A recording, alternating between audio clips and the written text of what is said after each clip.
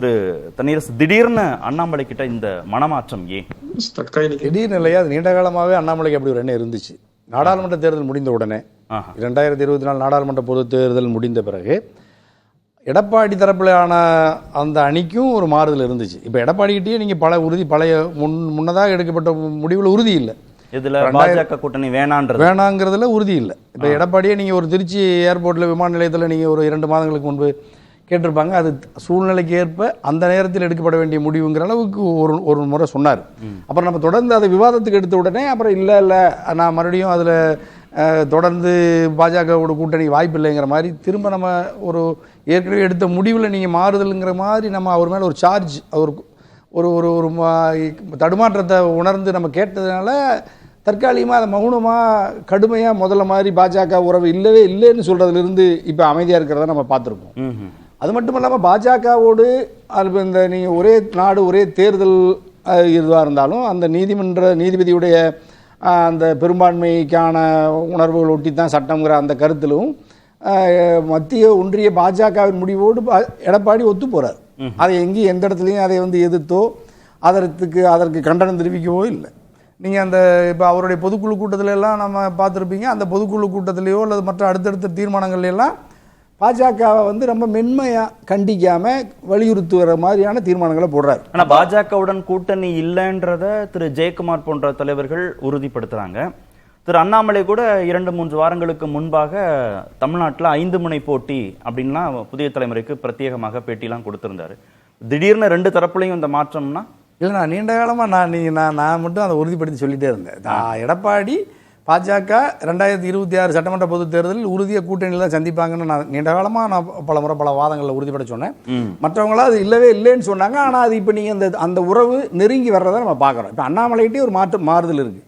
முதல்ல திராவிட கட்சியிலே இல்லாத ஒரு தனித்த கூட்டணியை உருவாக்கி திராவிட கழகங்கள் இல்லாத ஆட்சிங்கிற மாதிரியான 2024 நாடாளுமன்ற பொது தேர்தலுக்கு முன்பு மிக கடுமையாக அதிமுகவின் தலைவர்களை விமர்சித்தார். பேரறிஞர் அண்ணாவை, புரட்சி தலைவியை விமர்சித்தார்.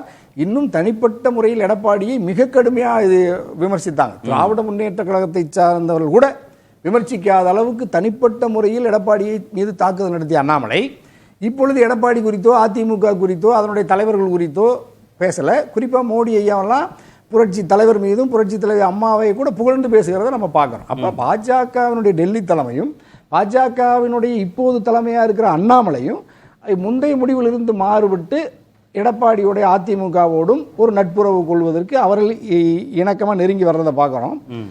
எடப்பாடி தரப்பிலிருந்தும் பாஜகவின் மீது எந்த விமர்சனத்தையும் வைக்காமல் தேசிய அளவில் நடக்கிற பாஜகவினுடைய மற்ற முடிவுகளுக்கும் ஏற்கனவே கூட்டணியில் இருந்த பொழுது எடப்பாடி அதிமுக எப்படி துணையாக இருந்தார்களோ அதே அளவு ஆதரவை இப்பொழுதும் தேர்தல் உறவில் இல்லாத பொழுதும் கூட எடப்பாடி தொடர்ந்து அந்த முயற்சியில் அந்த உறவுக்கு கை கொடுத்ததிலிருந்து இன்னொரு விலகி வரல. அப்ப ஒரு திராவிட பேர் இயக்கமாக இல்ல, இந்த ஒரு தேவை, கூட்டணிக்கான தேவை பாஜகவுக்கு இருக்கிறதுங்கிறத புரிந்து கொள்ள முடிகிறது. அதிமுகவுக்கும் அப்படி ஒரு தேவை இருக்கா? பாஜகவுடன் கூட்டணி வைக்க வேண்டிய ஒரு கட்டாயத்தில் இருக்காங்களா? 2020 பாஜகவுக்கு கூட தமிழ்நாட்டில் ஒன்றும் தேவையில்லையா? அவங்க ஒன்றும் நீண்ட காலமாக தமிழ்நாட்டுக்குள்ள அதிகாரத்தை கைப்பற்றுவதற்கோ அல்லது பிரதான எதிர்கட்சியாக வர்றதற்கான வாய்ப்பு இல்லை. எடப்பாடிக்கு அந்த தேவை இருக்கு. கட்டாய கூட்டணி தேவைப்படுகிறது. இன்னும் சொல்ல போனா எடப்பாடி பாஜக கூட்டணிங்கிறது தேவைப்படுது.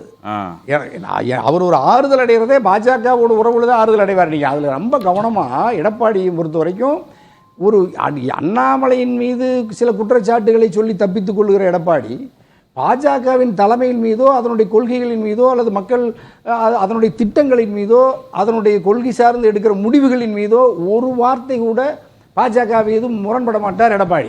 அப்படின்னா எடப்பாடி பாஜக ஆளுகிற முதலமைச்சர்கள் அல்லது அரசுகள் பாஜகவுக்கு எப்படி ஆதரவு தருகிறார்களோ அதுக்கு இணையாக எடப்பாடி பாஜகவை அதனுடைய அரசை ஆதரிக்கிற எடப்பாடி. அப்ப முரண்பாடு திரு அண்ணாமலையோட தான், பாஜகவோட இல்ல. அவர் ஏற்கனவே அப்படித்தான் சொன்னார். அது மட்டுமல்ல, நீங்க எடப்பாடி தவிர எடப்பாடிக்கு வலது மண்டலமாக இருக்கிற தங்கமணியோ வேலுமணியோ அவருடைய மேற்கு மண்டலத்தில் இருக்கிற மற்ற ஆதரவாளர்களோ எடப்பாடியை விட கூடுதலாக கவனமாக இருப்பாங்க. பாஜக உறவை துண்டித்துக் கொள்ளவோ டெல்லியை கண்டிப்பதிலோ அவர்கள் உடன்பாடே இல்லை. இன்னும் சொல்ல போனால் எடப்பாடியினுடைய கருத்தையும் மீறி இது வேலுமணி தங்கமணி எல்லாம் பாஜகவோடு உறவுக்கு இப்பொழுதும் ரகசியமாக திரைமறைவில் டெல்லியோடு உறவுல தான் இருக்காங்க. அவங்க அவங்க வந்து பாஜக உறவை துண்டித்துக் கொள்ள வேண்டும் என்கின்ற மனநிலையில் அவங்க இல்லவே இல்லை. பாஜகவின் தயவு இல்லாமல் அதிமுகவை கட்சியை நாம் நடத்த முடியாதுங்கிற முடிவில் இருக்கிறாங்க. அது எடப்பாடிக்கும் தெரியும். ஆகவே எடப்பாடி பெயரளவில் கூட்டணியை துண்டித்துக் கொண்ட எடப்பாடி மனதளவில் பாஜகவோடு உறவில் தான் இருக்கிறார். டெல்லியோட நெருக்கமான உறவு. அதிமுக பொதுச் செயலாளராக அவரை தேர்வு செஞ்சது அதிமுகவுடைய பொதுக்குழு உறுப்பினர்கள். கட்சி முழு கட்டுப்பாட்டில் இருக்கு. ஆனா பாஜக துணை இல்லாம அதிமுகவை நடத்த முடியாதுன்றது வந்து திரு இபிஎஸ் உடைய செல்வாக்க குறைச்சு பேசுற மாதிரி இருக்கு. இல்லையா, அதிமுகவினுடைய செல்வாக்கு முழு அதிகாரத்தை எடப்பாடி கொடுத்துருக்காங்க. ஆனா எடப்பாடிக்கு இந்த வாய்ப்பை தந்து பொதுச் செயலாளர் என்கின்ற அந்தஸ்தை தந்தது மோடி தான், பாஜக தான். ஆகவே அதிமுகவின் கட்டுப்பாடு எடப்பாடியிடம் இருக்கிறது. எடப்பாடி பாஜகவின் கட்டுப்பாட்டில் இருக்கிறார். இதில் நீங்கள் தனியாக ஒரு கட்சியை அவசியப்படாது எடப்பாடிக்கு. இப்போ எடப்பாடி எந்த இடத்துல பாஜகவோடு முரண்படுகிறார்? நான் சொல்கிறேன், அர்ஜுன் சம்பத்துக்கும் இந்து மக்கள் கட்சிக்கும் எடப்பாடிக்கும் அதிமுகவுக்கு ஏதாவது வேறுபாடு இருக்கா? நீங்கள் புரட்சித் தலைவர் அம்மாவுடைய மறைவுக்கு பிறகு இந்த 8 ஆண்டுகளில் வேறு எந்த இடத்துல பாஜகவோடு இவர் முரண்பட்டிருக்கிறார்? அல்லது அதிமுக என்கின்ற கட்சி அதனுடைய பொதுக்குழுவிலோ செயற்குழுவிலோ அல்லது அதனுடைய பரப்புரை கூட்டங்களிலேயோ தந்தை பெரியார், பேரறிஞர் அண்ணா, மாநில உரிமை, ஆளுநர், இது உடைய தொடர்புடைய சிக்கல்களில் எந்த இடத்திலும் மாறுபட்ட கருத்தை பதிவு செய்யாத அதிமுக, பதிவு செய்யாத எடப்பாடி நீங்கள் தேர்தல் முறையை மட்டும் துண்டித்து கொண்டதுனால என்ன லாபம்ங்கிறேன்.